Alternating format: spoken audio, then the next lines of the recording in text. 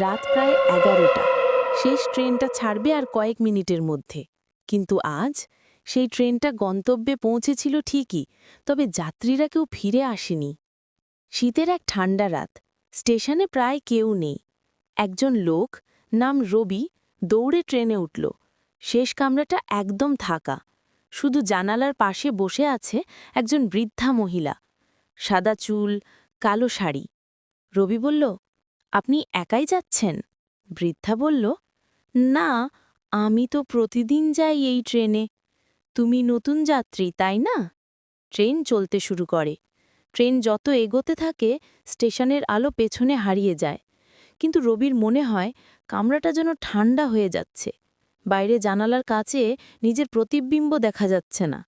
রবি ভয় পেয়ে বলল, এই ট্রেনের আলো বারবার নিভে যাচ্ছে কেন? বৃদ্ধা বলল, এই ট্রেনে আলো নিভে গেলে নতুন যাত্রীকে বেছে নেওয়া হয়।